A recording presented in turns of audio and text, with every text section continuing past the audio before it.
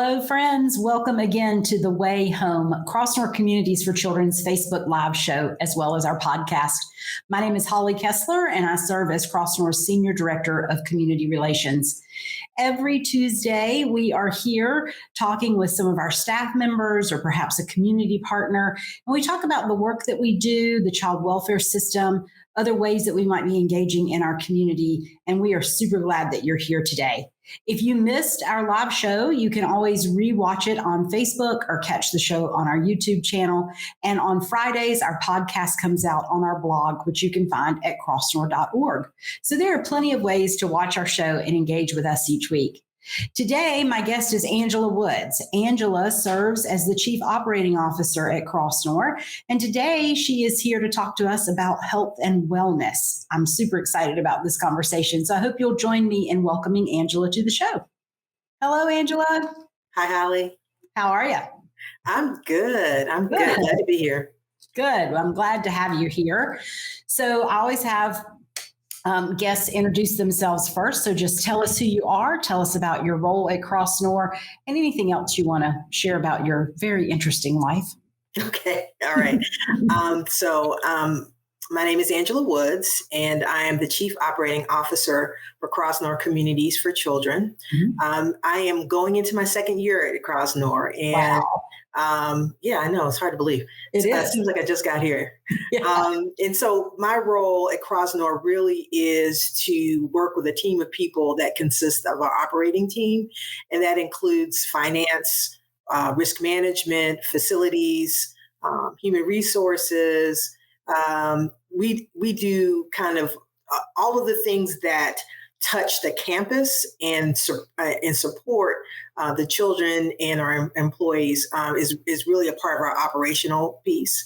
Mm-hmm. I'm also the executive sponsor for our diversity, equity, and inclusion and belonging initiative as well. So mm-hmm. all of that is very integrated. And one other piece I forgot to mention, I can't believe that I forgot, is I'm also responsible for our information technology team. So all of that rolls together for operations. And it's clear with all that you just talked about, like Crossnore could not operate without you and all the teams that you work with. So we're very appreciative of our operations division for sure.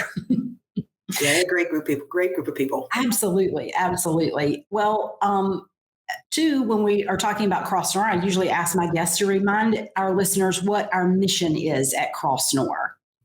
I'm glad you asked me that, and I have it right here. Oh, good. Crossnore Communities for Children creates healthy futures for children and families by providing a Christian sanctuary of hope and healing. Mm-hmm. And for me, the what resonates, particularly as we talk about health and wellness leadership, is the healthy futures for children and families. So it's great to work for an organization that has that mission as its core. Yeah. And it's something that we all that's kind of our bellwether as we make decisions on behalf of the organization, knowing that children and families and their health and well-being is at the center of those things. At the center of everything that we want to do, for sure. So tell us what is a good definition of health and wellness, because we hear that a lot. We hear a lot about self-care, they kind of have become sort of buzzwords. So yes.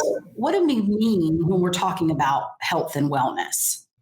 Well, I think that the challenge with that is it's very individually focused. Yes. So, a lot of health and wellness is around what I call kind of holistic approach mm-hmm. to the person. So it could be spiritual wellness, it could be financial wellness, it could be physical wellness.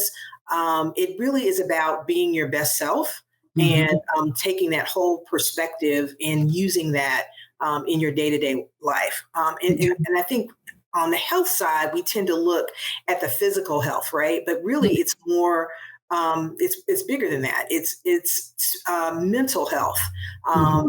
Everything that you do is, and every decision that you make impacts you physically, but it also impacts you mentally. So that definition, how you kind of scope that out is really individually based. Sure. And so, as you mentioned, as we talked about self-care, it has become a buzzword, but Mhm. also I think it needs to be appropriately broad so that when you're talking about it from yourself or somebody is taking on a health and wellness initiative, they have the opportunity to construct it for themselves. Does that make Okay.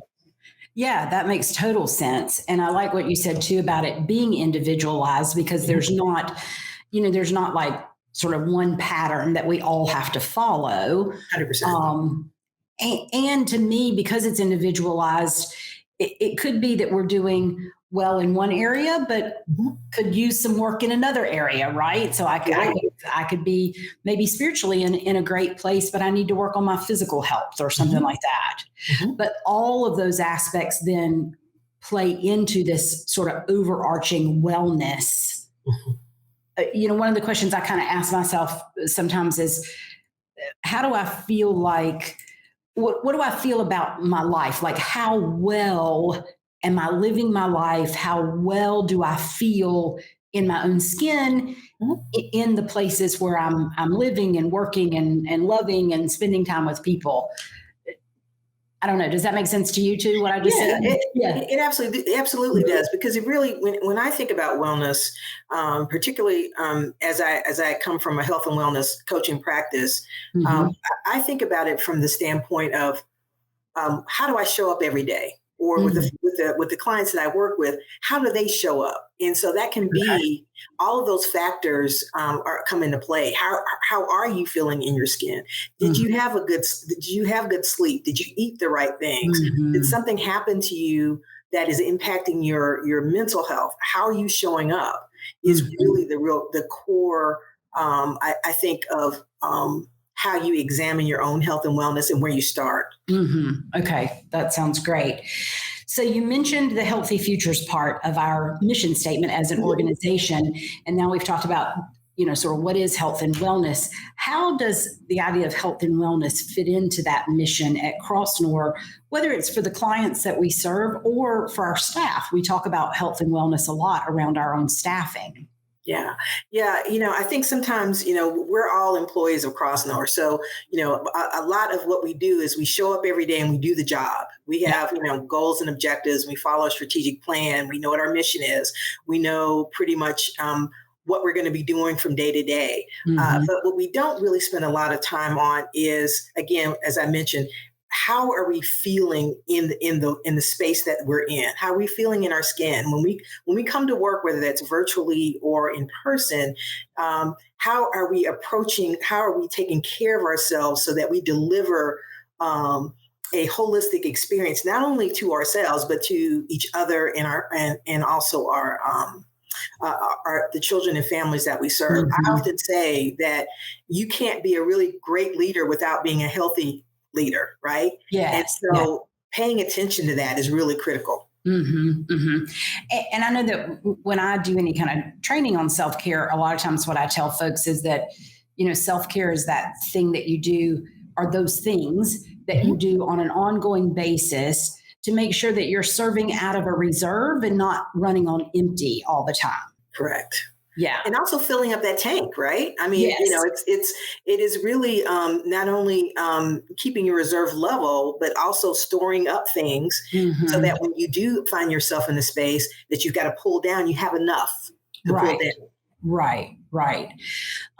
So, what are some of the aspects specifically of health and wellness that we need to consider? And I keep saying self care because we talk about self care Yeah. a lot at Crossdoor, but I think sometimes it's easy to think, oh, I'm taking care of myself. I get my mani pedi every 3 weeks or whatever, which is that's an important part of self care if that's important to you for sure. But there's so much more to it. Yeah. Yeah. I think there's a certain intentionality about health Hmm. and wellness, right? And particularly as you integrate that with a concept of leadership and what you do every day in the work environment. So I think kind of specifically, one of the things that I think is really helpful is to take the generosity of the pause. And I say that because I'm often guilty of clicking down a list of things and not pausing to check my breath, to check my posture. How is my body feeling? Is there something going on that's going to impact the interaction that I'm having with my peers or with a project that I'm working on? And so, I think actually being more aware and accountable, instead of just doing a project plan, how would you, if you put a project plan together, what are the things that you can do from a self standpoint and a wellness standpoint that you incorporate into that project plan? Because again, wellness is about self, but it's also about how you are showing up for other people. And showing up for for our kids and our family. The work that we do here is very taxing and it's very necessary. And so if we don't allow ourselves and fill up that reserve, as you mentioned, we run the risk of not delivering what we could deliver at the highest level we can. So I wrote that phrase down that you said, the generosity of the pause, because I think that we don't often take the time to, whether we say it out loud or not, but just to say, give me a second. Yes. Let me just think. Let me just breathe. I think it's so natural for us just to jump in. We're busy. People are coming at us all day long. I got to answer this right now, But I also feel like the other thing that struck me when you said that is we also don't offer that space to people. Exactly. Like when I go to my supervisor, am I giving her time to pause if that's what she needs at that moment? So say a little bit more about that. I was super, super intrigued by that statement. Well, one of the things that I learned as I was, embarking on kind of becoming a coach. And one of the things that they train you on is, we're all sometimes very have a discomfort with silence. And so, in the silence, sometimes we want to fill in with words or with actions or, with our thoughts that are racing. And so one of the things that I think is really critical is that when you're talking about pausing, as you mentioned, just because somebody is not saying something, that's a gift. And I think as you create space for people to be comfortable in their pause and to say, I need a second to kind of contemplate. That's not a judgment. It's just it's an approach. So that allows them for you to give somebody else the generosity, right? And then you can award that to yourself. And just imagine, we're running at 1,000 miles per hour here. What if we took 5 or 10 minutes to say, let's just sit here and with our thoughts and think through how we're feeling and feel what we're feeling. And then at the end of the day, coming to some solutions and I would imagine that those solutions will probably be more innovative, more creative. Anxiety will probably go down, and you'll get the best or better result than you would have as if you were just clicking it through, just getting it done. Yeah. That is great. That is really, really good advice. How do you think that this idea of health and wellness as a trauma-informed organization, how is that a piece of being trauma-informed? One of the things I think is really is kind of funny. I think I come from a background. My dad was a doctor. Oh wow! And he was absolutely the worst patient in the world. Yes, most of them are. He knew everything. You couldn't tell him. He dispensed advice all the time.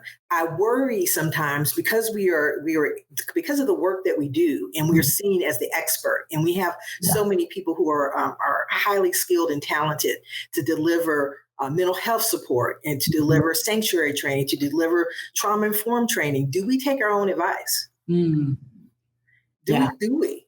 Yeah. And so I think I think we are an organization that has the knowledge and the practice of doing it. But do we take those things that we train other people to do and put that self-reflection back on ourselves, right? And so I think sometimes it's I go back to kind of the rote execution of what we do. We have to kind of put a break in, and then have that reflection back on us so Mhm. that we are taking the advice that we give so well in to Right. other people. Yeah. Yeah. Yeah. That's great. Um, and also, when we think about wellness, I want to kind of circle back around to this idea of sort of different aspects of wellness. So we did a developing leaders cohort here back Mhm. before COVID, Mhm. and we spent a good deal of time um, talking about self care and what I call real self care. And we did some things with we used some tools and some inventories that helped us sort of to figure out in each area, whether it's financial or spiritual or physical, like where are we today, Mhm. and where, and then to set some goals and to build in some accountability for ourselves. And that whole experience sort of radically changed my perception, my thoughts around health and wellness and holistic health and wellness, like you said. And Mhm. even something as simple as, do you have your legal documents in order? You get those in order. Now you don't have to worry about it anymore, right? Yeah, And, exactly. and you're prepared for whatever comes up. And so there are things like that I don't think people necessarily always think about when they think Right. about health and wellness. So, um, are there other things like that you would, or are there tools that you're aware of that people can use to sort of help them take stock maybe of where they're at in their own wellness journey? Sure, because I think, again, as I said earlier, kind of the health and wellness realm is a very individualized Mm-hmm. journey, and if you um, a project management type that needs a list, the Yeah. task, so you have to. I think part of the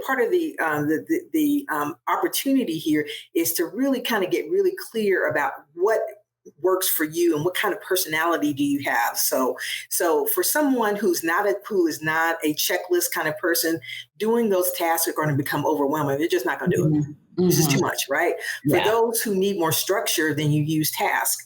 There are any number, I think. So number one is really assessing honestly about what is going to work for you, right? Mm-hmm. If it's a task list, there are any number of organizations or tools that you can use to keep yourself accountable. There's also, kind of you thinking about from a personality standpoint, it also helps sometimes to have what's called I call them APs, or accountability partners. Yes. So somebody that you trust, that you say, hey, these are the things that are meaningful to me from a health and wellness and leadership Mm-hmm. perspective. I want to do these. This is the vision I have for myself. Help me, encourage me to keep me accountable. Those are things that I think are very helpful. But I Mm-hmm. think as you choose the partner, we have to really be careful around if you don't make the goal, then what? One Right. thing that I think that I learned just a couple of years ago. I am a list follower, and sometimes I just write stuff down to check it off because it makes me feel good, right? I do the same thing. Yeah, just write it. And I've so, already done it. Write it down. frequent planner, you got it, the whole thing. I have books and books and books of open just pages of stuff that I've written down. Yeah. But what I began to discover, particularly as I clicked over into my 50s, and then I would go back and look at the things that I wanted to accomplish from a health and wellness perspective. And then I go back and I'm like, oh, I didn't meet that health goal of losing 25 pounds, or oh, I Mm-hmm. didn't meet that wellness goal of reducing my debt by 15%, or I didn't meet that goal of spending at least have a quarterly meeting with close friends, or I Yeah. didn't do. And so what I realized in that moment was I was doing a disservice to myself by Mm. putting these goals out there and not achieving them over and over again. So what I did was so simple. I switched it to, what did I accomplish? What did I feel good about? Oh, Right. So yeah.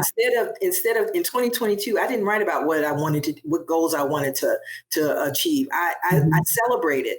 Mhm. I started a daily exercise through this Peloton bike that I have here. I traveled and spent great times. So making that list and things that you are individually proud of, because we don't spend enough time celebrating. And I tell a lot of my teammates and clients, let's stop and celebrate. Yeah. What we did there. Yeah. And making a celebration list can be a game changer. Because I think oftentimes like, well, no, don't, it's okay. It wasn't good. It wasn't like my super goal. No, celebrate whatever, celebrate showing up. And if some days, if all you can do is show up, that's all you can do. That's all you can do. Yeah. Celebrate that. Absolutely. Absolutely. I love that shift in perspective, because the reality is it's those smaller things that you're celebrating along the way that help you reach the bigger goal anyway. 100%. So you might as well celebrate them. But I can see how that shift in perspective probably also helped your mental wellness too, because you're not like, I didn't make that goal, And Holly, I think how I really learned it, and this is when I was making the transition from Girl Scouts in my former role and coming here to be the COO, and they had several events for me. They were all Zoom because we were in COVID. Yeah. But what was meaningful, I think, was I started to get handwritten notes from colleagues, from staff, from community partners. And then I read them. And when I read them, I thought, I did all that? Wow. I had no idea, because I was just clicking along, because I just execute. And so what that taught me was I was so busy and focused on the execution of what I had to get done, because that's how I'd been rewarded, right? Doing a great job at high speed, no mistakes, great relationships. But I hadn't spent the time of internal reflection of what that did to me individually and physically, right? And so what I missed was the celebrations along the way, because it took me a second to say, gosh, some things I didn't even remember that I had told people, that had helped people. I didn't remember it. And wow, what would happen if you take the time to stop and reflect about the changes that you're making in other people's lives and celebrate that? There's nothing selfish about that at all. Yeah. And maybe we should even do that more for each other. 100%. And for our kids, and say, hey, our kids come to us, from really some horrible circumstances. And if they can just show up that day, and you can teach them, you just showed up today. Yeah. And that's good enough. And we are happy that you're here. Yeah. Wow. And start that as the dialogue. Yeah, that's very powerful, Angela. So you work, I know, with a lot of leaders in this area. And what would you say to a leader who says, I don't have time? and frankly, a lot of my staff will tell me that we're all leaders in some way in our realm. You don't have to have chief in your title, to be a leader. But I hear that a lot from people who say, I just don't have time. How do you respond to that? I have the good fortune of working with a lot of people who I affectionately, including myself, are type A. Yes. Right? We all have opinions. We all got to get stuff done. We all have a multitude of things. We all are multitasking and that sort of thing. What I ask people to consider is, how are you feeling? What's coming up for you right now as we're talking about all the things that you have to do. And then the conversation goes from there. 9 times out of 10, folks will say, I feel anxious. I'm not doing anything well. What one thing would you like to do well? And so having that conversation to make it not so big, but just the one thing you can do. Yeah. That really then provides an opening, or I would say kind of opening and an amplification that you can make time. You can make time for one thing. One thing. And I think probably, when you talk about health and wellness, a lot of people automatically assume you're going to tell me I need to exercise 5 days a week, or you need to tell me that there's going to be a diet, or you're going to, Right. I don't have time. I've got kids. I don't have time. No, what I think is, what are the things that make you happy and bring you joy? Mm-hmm. Mm-hmm. You've got time for that. Absolutely. Right. Absolutely. And Yeah. so when you help people break it down to those things, they can then create, because time is, is finite. You never get it back. Right. So you can, that helps, I think, folks to take their time and really find openings, Mm-hmm. right? Really find openings for that. And once you start to find small openings, and you have a good feeling about it, Yeah. then you do it again. Yes. Yes. Then you do it again. Yes. Right? Yes. Yes. Yeah. I like that idea of kind of what works for you and what makes you feel good. My husband and I were talking about this earlier this week. He goes to the gym 4 days a week. Mhm. Works for him. He loves it. That's great. I am never going to go to the gym 4 days a week. I'm not going to do it. But I know I have to be active and I have to take care of my physical self. And so we talked about, well, what can we do? There are things that we enjoy doing together that are active. Mhm. And so, how many of those can we put into a week, or even, let's just start with one. Can we just do one of those a week? But that was a good conversation. That felt good to me, because it wasn't well, I have to go to the gym 4 days a week, just like my husband, because I'm never going to do that, Right. Because that's his journey. That's not your journey. That's right. That's exactly right. Yeah, absolutely. And that was, I think, an aha moment for me. I think, I have a about to be 22-year-old senior at North Carolina A&T. And who we believe this is going to be her last semester. We're going to put it out in the universe. Awesome. Yeah. Amen. What I learned with Rebecca, and Rebecca is my stepdaughter, and I've had custody of her for the last 10 or 11 years. Yeah, at least. And it was, it was a journey for us, because I had in my head, because I don't have biological children, but I had plan and projects, and I had stuff in my head that worked for me. Right. And she was resistant. She was like, I'm not even sure I like you. So I'm not even sure that's going to even work for me. Yeah. I think over time, what I realized, it was not her, it was me. And so what I had to accept was, this is her journey. Mm-hmm. Right. Mm-hmm. And so I think in the health and wellness space, if you are hiring a fitness trainer, then they're there to do a specific purpose, right? Mm-hmm. You're hiring a nutritionist, or you're hiring somebody, a financial planner, or you're getting a therapist. That's for a specific purpose. I think how I approach health and wellness is, what do you want? Mm-hmm. And let's create a plan around what you want. And even if you fall off that plan, we're going to celebrate the things that you've done, whether you veered off or you back on. So it's really about what you want. Yeah. Yeah. Well, that is a good word, Angela. I appreciate that. And it was probably a good place for us to stop right now today. I really appreciate you being here and encouraging us all in our own journeys. So thank you so much. Thank you. Absolutely. Well, friends, as I've thanked Angela for being with us today, let me also say thanks to each of you who are watching or listening. We appreciate the opportunity to tell you about Crossnore and just to talk about other things that affect all of us together.